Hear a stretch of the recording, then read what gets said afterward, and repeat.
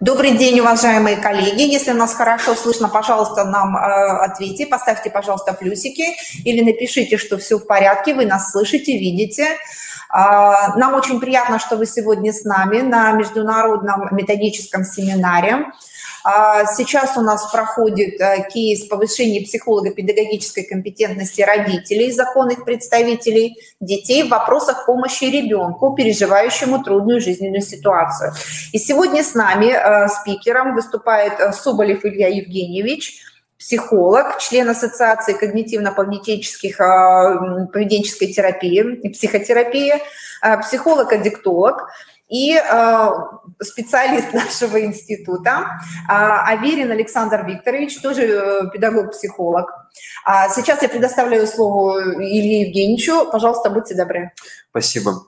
Спасибо большое. Ну, во-первых, я хочу поблагодарить за возможность выступить на этой площадке. Мне всегда приятно, действительно. Приятно, что действительно практические знания, которые вот накапливаются за долгое время, они находят свой отклик. Так, мы работаем сюда, да? Да, все. Вот прям вас видно. Дорогие друзья, времени у нас немного, я постараюсь быть кратким, но тем не менее в информации постараюсь передать как можно больше. Итак, у нас есть задача. Задача, с одной стороны, простая, с другой стороны, очень сложная. Нужно каким-то образом выстроить диалог с ребенком, когда он попадает в трудную ситуацию. И сегодня я ставлю перед собой такой план. Нам нужно понять, что же такое вот эта самая трудная ситуация для ребенка, вот когда он в нее непосредственно попадает, чем она чревата, особенности ее психического восприятия, ну вообще, как воспринимается кризис с точки зрения детского взгляда, с точки зрения детской психики, неадаптированной психики, какие последствия могут быть дальше, и что делать нам, родителям, опекунам, людям, которые в этот момент оказались рядом. Вот это основное. И первое, что я хочу как раз обозначить, это вот давайте поговорим, что такое психотравма. Дело в том, что ребенок – это существо маленькое, существо неадаптированное и существо, которое еще пока на данный момент не обладает нужными механизмами восприятия, нужными механизмами отработки, адаптации тех или иных ситуаций, в которые попадаем мы, взрослые. Вот мы, взрослые, с вами, мы уже можем, допустим, выставить какие-то психологические защиты, барьеры, научиться не воспринимать ту или иную ситуацию, научиться реагировать правильным образом на критику, на какие-то резкие замечания в свой адрес, на даже такие явления, как острая критика в наш адрес. Или, например, такие ситуации, когда вдруг мы оказываемся в ситуации аварии, технической аварии, либо в ситуации насилия, морального насилия, физического насилия, совершенно неважно. Взрослый человек во всех этих ситуациях обладает уже инструментами выравнивания и инструментами защиты. Ребенок – это существо, которое не обладает подобными инструментами, которое только еще учится эти инструменты находить, вытаскивать и в нужный момент применять. Вот сегодня мы как раз про эти инструменты поговорим, как это происходит и как это делается. Ну, например, вот ситуация такая, она произошла совсем недавно у моих клиентов. Это семейная пара, которые взяли себе на воспитание ребенка. И ситуация была следующая. Ребенок поступил в новую школу, пришел в новый коллектив, в новый класс, и в этом коллективе, само собой, понятное дело, уже устоявшиеся взаимоотношения, есть уже некая иерархия, некая уже стратификация участников, стратификация коллектива. Есть группы, есть компании по интересам. Ну, а ребенок, мальчик, он пришел вот в этот коллектив и пока не знает, что ему делать, не знает, как ему адаптироваться. Получилась такая ситуация, что во время урока ребенок ответил неправильно, и весь класс начал смеяться. весь класс начал над ним шутить, весь класс начал над ним немножко проявлять, как это сейчас вот модно говорить, нетолерантность, непонимание, да. Ребенок после урока нашел самого большого, самого старшего, и дал ему по лицу. Ситуация была неприятная как для самого ребенка, как для его родителей, так и для этой семьи. Зачинщиком, где вот как раз ребенок являлся зачинщиком всей этой ситуации.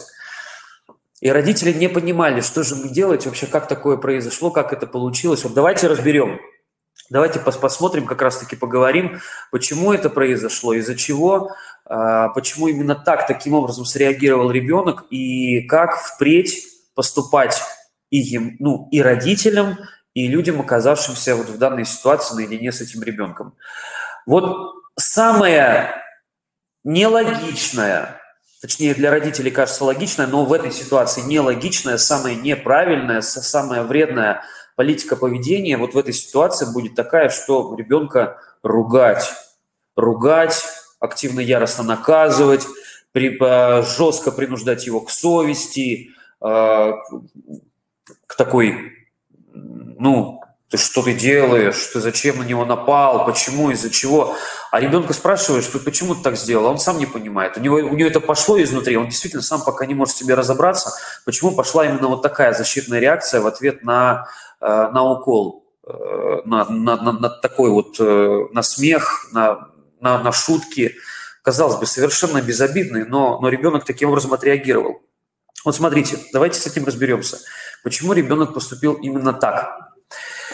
Дело в том, что при столкновении с тяжелыми ситуациями у детей проявляются механизмы защиты максимально явно, максимально неприкрыто и максимально демонстративно. Вот то, что взрослый человек может сделать более тонко, более аккуратно, ребенок это не умеет делать тонко, потому что он еще пока не научился.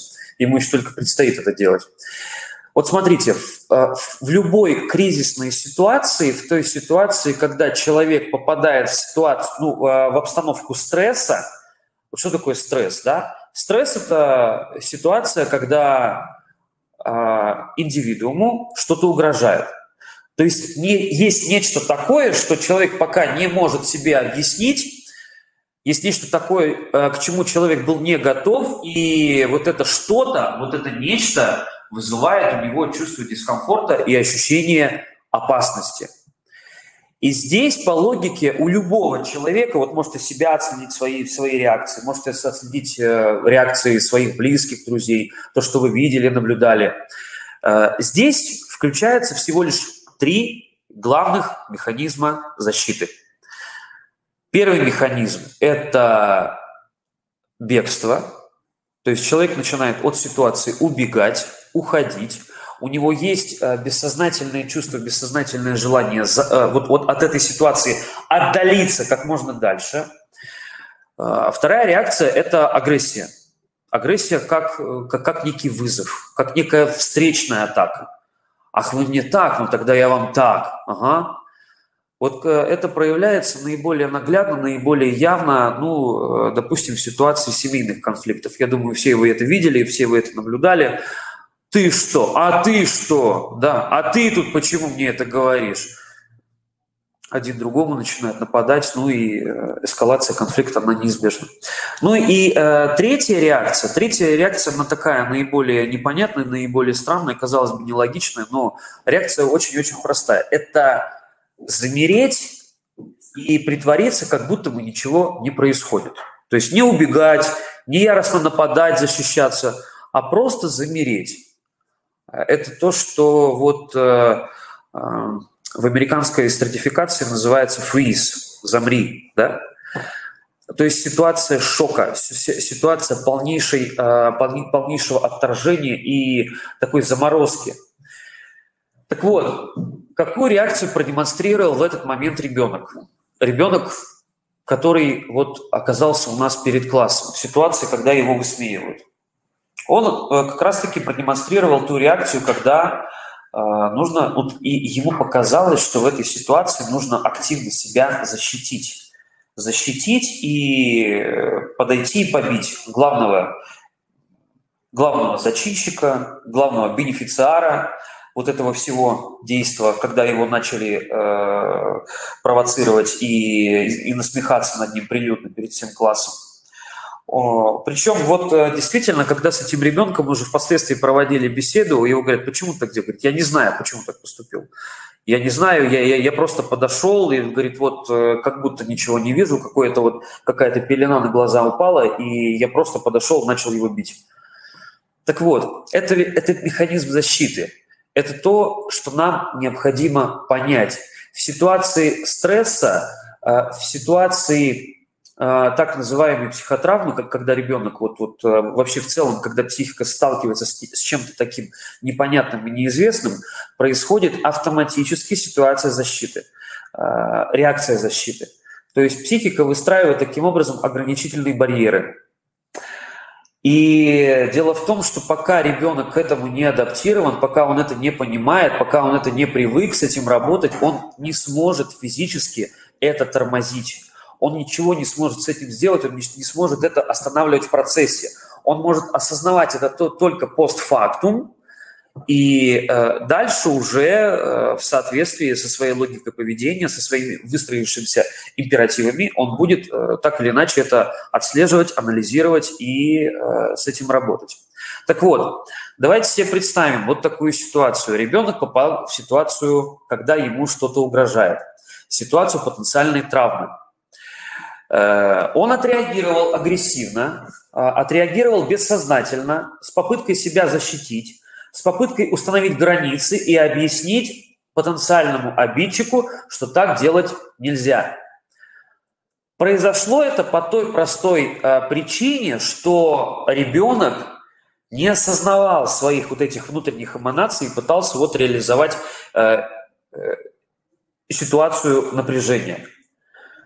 И вот смотрите, вот представьте себе, он так поступил, он так сделал. После этого взрослые подходят к этому ребенку, начинают на него агрессивно давить, пытаются жестко призвать его к сознательности, пытаются ввести его в состояние, как взрослым кажется, в состояние осознанности, да, ты что такое натворил, ах ты, такой. А мы уже с вами знаем, что у ребенка в ситуации агрессии, в ситуации непонимания есть встречная агрессия. И вот что ребенок видит. Он проявил какую-то агрессию, и взрослые проявляют к нему дополнительное напряжение, дополнительную агрессию. Как вы думаете, какая будет реакция у ребенка? Скорее всего, он проявит точно такую же встречную агрессию. Почему? Потому что вот сейчас он так умеет, он по-другому не может, по-другому не умеет, у него это идет бессознательно, он пока не может это остановить и проанализировать должным образом. Здесь, как правило, внутри срабатывает такой механизм. Ах, так? Я сейчас буду тогда вам тут устраивать веселую, распрекрасную жизнь. И он, может, даже внешне ничего не скажет, но ребенок начнет мстить. А ребенок начнет замыкаться, ребенок начнет внутренне агрессировать. И впоследствии данные ситуации обратного противодействия будут, к сожалению, уже ярче, тяжелее и постепенно будут превращаться в норму. Так вот, вместо того, чтобы пытаться перевоспитать и переучить ребенка, нам, родителям, опекунам, педагогам, с ребенком, который попал в какую-то трудную ситуацию, нам нужно не пытаться его переучить, переделать здесь, сейчас. Первое, что нам нужно сделать, это попытаться его исследовать и понять. То есть отбросить первоначально все свои имеющиеся там за пазухой педагогические конструкции и для начала просто попытаться исследовать. Исследовать то, что ребенок чувствует, исследовать то, что ребенок думает, исследовать то, как ребенок внутри себя переживает эту ситуацию, исследовать то, почему у него пошла именно такая встречная защитная реакция. Еще раз, в данной ситуации агрессия – это не самоцель, это средство средство в сознании, в душе навести порядок у ребенка. Средство, которое ребенок пока не может контролировать, средство, которое ребенок пока не может им управлять. Он всего лишь делает то, что велит ему его вот такое, детское, примитивное, инстинктивное поведение. Он не может поступать по-другому, к сожалению. И задача переучивать его не быстро, а медленно.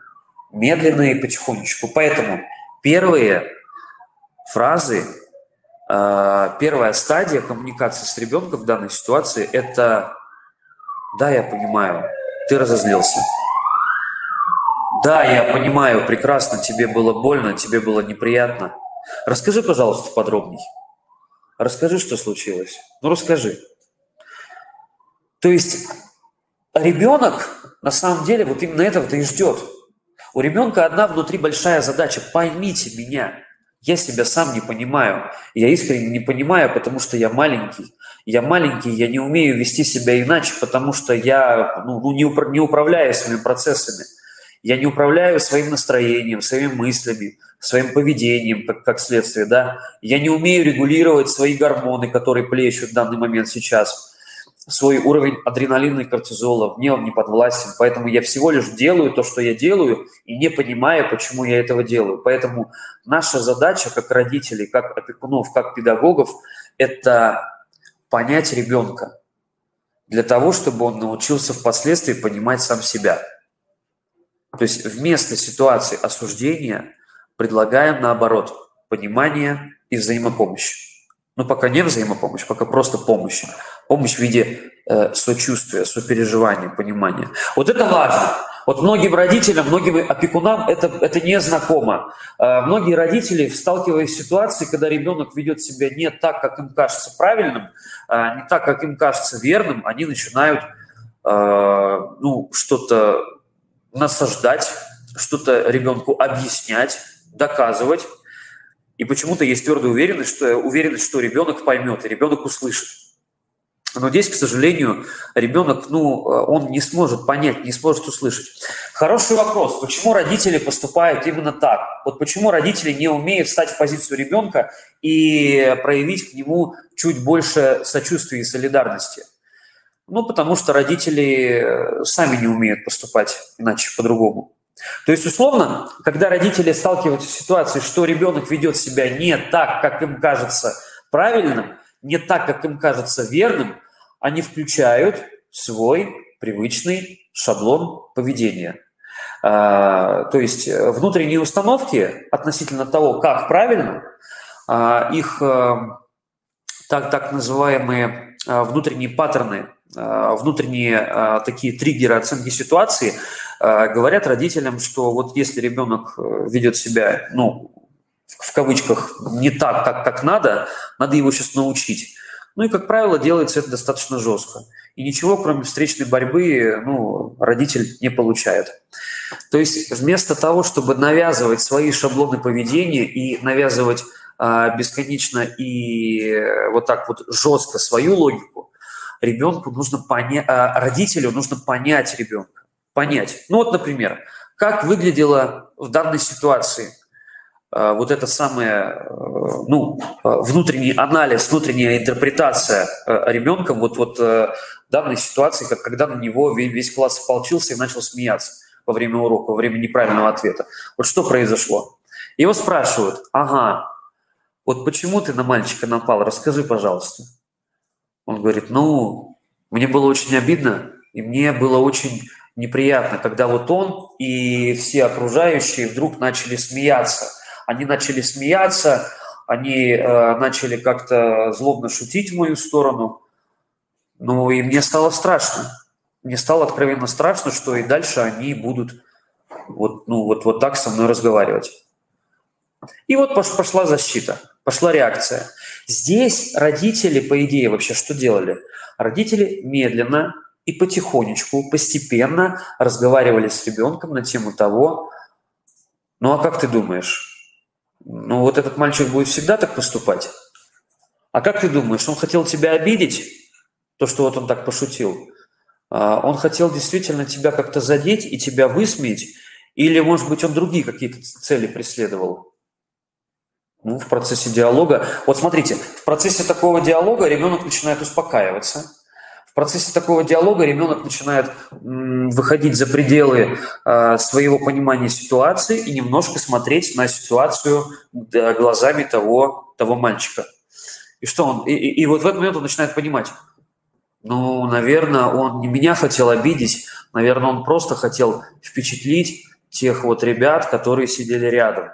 Ну, потому что они одна компания, одни друзья, и он хотел перед ними как-то немножко повыделываться. Ага. То есть смотри, говорят родители ребенку, правильно ли здесь мы понимаем, что этот мальчик хотел не тебя обидеть, а повысить просто свой статус, свой авторитет? Он такой, ну, получается, да. Он хотел повысить свой статус и авторитет в глазах своей компании. Ага. Угу. И здесь родители дальше спрашивают, скажи, пожалуйста, а как вообще в следующий раз правильно реагировать на подобные вещи? Ну, наверное, драться не надо, потому что драки будут хуже всем. Наверное, надо с этим парнем все-таки как-то поговорить. И как-то просто попытаться с ним наладить диалог, наладить контакт и попытаться как-то до него донести, что это неприятно, это неправильно. То есть, смотрите, в тот момент, когда ребенок переживает трудную жизненную ситуацию, нельзя эскалировать и повышать эмоциональный градус. Потому что ребенок будет впадать в привычное, логичное для него поведение. Если это встречная агрессия, значит, он будет агрессировать на родителей. Если вы будете жестко пытаться ему что-то навязать, соответственно, эскалировать эмоции. Да. Если ребенок убегает от проблемы, уходит от нее, либо в компьютерные игры, либо куда-то в книжки, либо куда-то внутрь себя, либо просто уходит от разговора, если вы будете на него наседать, то он так и дальше будет уходить от разговора. Это неизбежно. Ребенок просто будет демонстрировать ту привычную модель поведения, которая в данный момент логична и понятна для его психики, для его сознания. Если ребенок привык капитулировать и извиняться, и вообще как-то замирать в ситуации стресса, он будет делать примерно то же самое. Ни в первом, ни во втором, ни в третьем случае конструктивных изменений в мышлении и в поведении ребенка мы с вами не добьемся. Я думаю, что это понятно. Подпитывая старые модели поведения и старые травмы, мы эти травмы только укрепляем. Поэтому первейшая задача родителей в этих ситуациях, в ответ на внешнюю ситуацию психотравмы для ребенка, не усиливать эту психотравму, не укреплять ее, а наоборот, расслаблять ребенка. Каким образом? В первую очередь через эмпатию, в первую очередь через сочувствие, сопереживание. Да, я тебя понимаю, ты злишься. Да, я тебя понимаю, мой родной, мой хороший, тебе сейчас непросто. Непросто, тяжело, больно и обидно, да, обидно, понимаю. Вот когда родители подобные говорят, казалось бы, банальные фразы, элементарные, но вот у ребенка внутри возникает такое четкое ощущение, ух ты, а со мной не борются, а меня пытаются понять. Ух ты, мама меня понимает, и папа меня понимает, либо отчим, да. Здесь, в принципе, любой человек может быть. То есть постарайтесь демонстрировать понимание.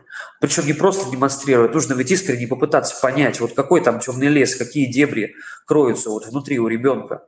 Надо условно, знаете как, надо расслабить ребенка, чтобы потом он развернулся внутренне и показал, что у него находится внутри, как он воспринимает ситуацию стресса, почему, вследствие чего ему стало страшно, обидно, больно, неприятно, почему у него тревога, почему у него чувство вины возникает, и так далее, и так далее. Вот это все надо разложить.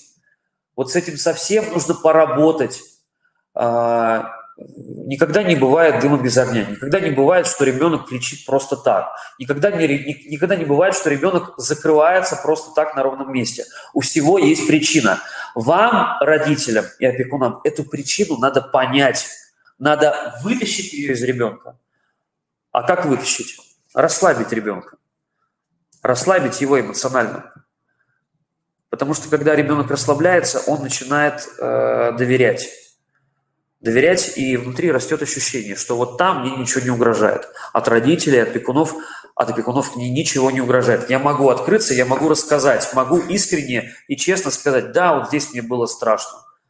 Да, вот здесь действительно мне так жутко стало, мне так обидно внутри стало, что вот, ну и дальше все понеслось. Поэтому в любой трудной жизненной ситуации с ребенком надо разговаривать. Разговаривать на языке его эмоций, на языке его чувств, стараясь понять, почему это происходит, из-за чего, и стараясь фрагментарно, прямо максимально детально разложить на составляющие его особенности восприятия данной ситуации. Там будут ошибки, там будут очень четкие, явные ошибки. И ваша задача с этими ошибками впоследствии поработать. Вот это основная задача. Это, в принципе, самое главное, что нам с вами нужно делать, когда мы сталкиваемся с психотравматичными ситуациями в жизни, в истории ребенка. Когда мы сталкиваемся с тем, когда дети переживают трудную ситуацию, и когда дети не могут сами навести порядок, а просто своими внутренними привычными инструментами пытаются себе помочь. Это, в принципе, важно. Это самое важное. Вот здесь очень важно понимать одну простую вещь. Она очень простая, она очень старая, как мир, но почему-то многим она пока не вдомек. Не с ребенком надо работать с собой. То есть если вы ребенка не понимаете, значит, это большая беда, большая проблема. Ребенка надо научиться понимать, ребенка нужно научиться раскладывать как механизм, дабы он понял, что от вас ему ничего не угрожает, и с вами он может работать. Работать спокойно, работать четко, работать слаженно и не видя в этом какое-то напряжение, какую-то угрозу для своего здоровья и для своей личной истории. Чтобы ребенок видел, что, находясь рядом с вами, он не будет подавляем и осуждаем, а он будет, наоборот, расти и развиваться. Что рядом с вами есть ресурс, а не просто упрек, гнев и так далее. Может быть, вопросы какие-то есть? Да, уважаемые коллеги, если у вас есть вопросы, вы можете задать их в чате, мы можем сразу же на них ответить, поэтому будьте добры. Угу. Все, да? Ну, на самом деле, здесь тем, кто присутствует, я бы хотел просто еще порекомендовать одну простую книгу. Я постоянно не говорю, книжки читать надо, книжки читать нужно, и чем более правильные книги мы с вами читаем, тем больше мы с вами учимся в ситуации разбираться и понимать ее. Юлия Гиппенрейтер «Общаться с ребенком как». Самое простое, самое доступное, но невероятно эффективное, что есть в данный момент. Поэтому приобретайте, читайте, это будет очень здорово, очень хорошо. Спасибо большое. Нам очень приятно было, что вы не отказали, что вы к нам пришли. Спасибо вам. Замечательная рекомендации, особенно в нашей ситуации, в нынешней ситуации. Да? Сейчас я хочу передать слово нашему коллеге Александру Викторовичу. Коллеги, добрый день. И продолжение нашего разговора, фактически мы возвращаемся к нашей главной теме.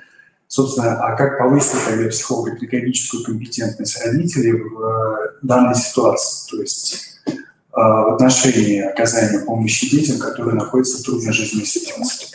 На самом деле, и трудная жизненная ситуация, и дети, которые условно относятся к этой категории, собственно, понятие компетентности, психолого-педагогической компетентности, они достаточно четко определены. Ну, буквально мы можем перейти на следующий слайд. например, федеральный закон о государственной социальной помощи, то есть что такое трудная жизненная ситуация, здесь, наверное, аспект, на который мне хотелось бы обратить ваше внимание. То есть в нашем случае ребенок не может самостоятельно преодолеть те последствия той ситуации, в которой он, по сути, находится. Компетентность, в общем-то, рассматривается в самых-самых разных аспектах, и, наверное, тот дефицит как раз свидетельствует о низком уровне, наверное, психолого-педагогической компетенции родителей, компетентности, то есть знаний, опыта, навыков и так далее. Ну и, соответственно, компетентность чаще всего рассматривается как обладание этими способностями, знанием, опытом и так далее. Ну и, соответственно, отражается это поведение в готовности решать непосредственно такие задачи, о которых мы сегодня говорим. Еще один момент. Вот это федеральный закон об основных гарантиях прав ребенка в Российской Федерации, где четко определена, собственно, данная категория дети, находящиеся в трудной жизненной ситуации. И здесь, как вы видите, достаточно большой перечень групп, которые будут условно относиться к данной такой емкой группе, как дети, находящиеся в трудной жизненной ситуации.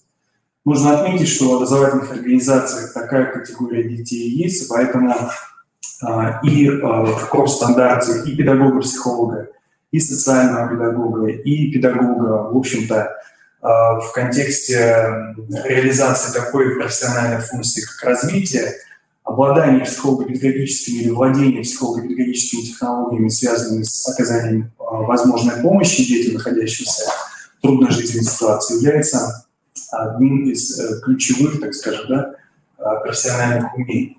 Можно следующий слайд.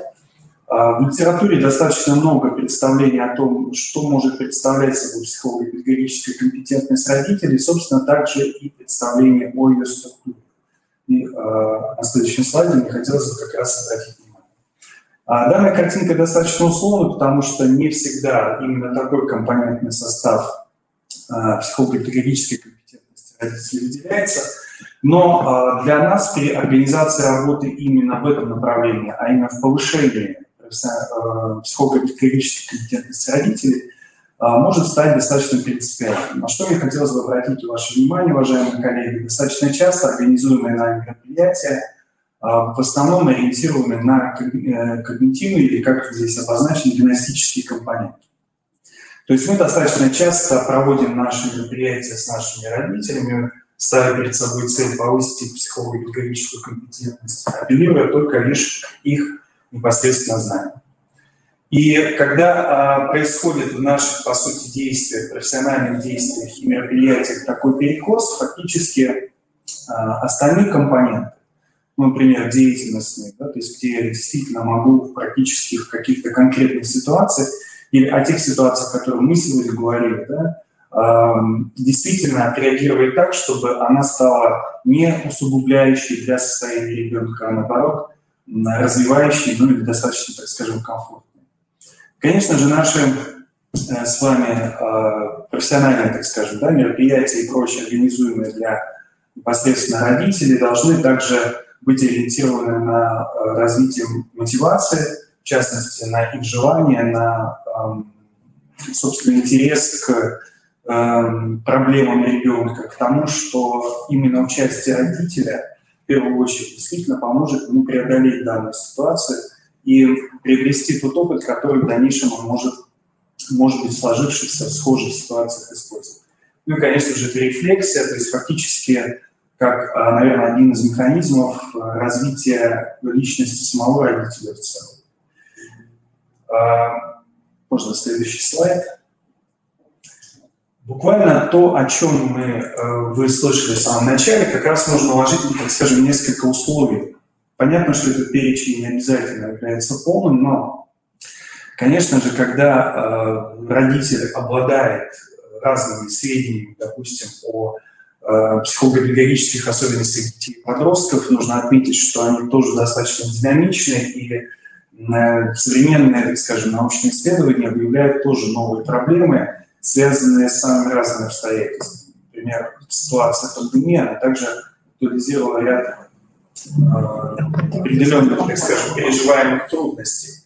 То же самое дистанционное обучение, допустим, нахождение в очень такой ограниченном пространстве, например, определенные социальные группы, социальные общности и прочее, прочее.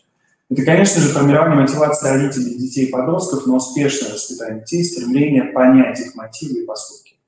Действительно, понимание или за пониманием родителям ребенка придет и принятие ребенком данного родителя. Ну и, конечно же, это развитие родителей, детей и подростков способности к эмпатии, о чем мы уже говорили, к рефлексии, самоконтролю, к навыкам поддержки детей и так далее. И все это возможно при создании условий доброжелательности, оказания взаимоуважения между участниками данного процесса, конечно же, и взаимопомощи. Это касается не только в отношении формирования компетентности, но и касается в отношении, собственно, наверное, взаимодействия родителя и ребенка и так далее. И, конечно, мне хотелось бы обратить ваше внимание, следующий слайд, на некоторые условия, так скажем. Да? Если говорить о компетентности как о понятии, которое достаточно часто используется в психологической литературе, то фактически компетентность может проявляться на разных уровнях. То есть когда человек, допустим, приобретает какой-то навык или какой-то в целом опыт, знания, и его просто-напросто воспроизводит. То есть фактически тогда мы говорим о том, что компетентность реализуется на репродуктивном уровне. Если же наши, так скажем, меры воздействия, которые мы организуем, в общем-то, в рамках психолого-педагогического сопровождения данных участников образовательных отношений, стимулирует поиск, например, да, может быть самостоятельным, может быть где-то во взаимодействии с другими родителями, в зависимости от организации, так скажем, да, форм и прочее. И фактически в этом отношении мы можем говорить уже о иных, более продуктивных уровнях, например, продуктивно-творческом, творческом и индивидуальном, как, например, самым наивысшим. Методы, которые здесь представлены, не являются исчерпывающими. Это методы, которые достаточно широко применяются и распространены в практике развития, так скажем, да, формирования психолого-педагогической компетентности. Нужно отметить, что приоритетными являются интерактивные, непосредственно методы, которые можно использовать в работе с родителями. Это методы, это, по сути, те формы, которые позволят в данном случае выбрать такие варианты взаимодействия, как равный равному, потому что, ну, если говорить, например, о реализации проекта «Эффективная школа», и когда мы взаимодействовали с педагогами на протяжении ряда лет, то они говорили, конечно же, да, мы стараемся создавать условия для формирования психолого-педагогической компетентности, но очень часто мы сталкиваемся как раз с неприятием по ряду, например, причин.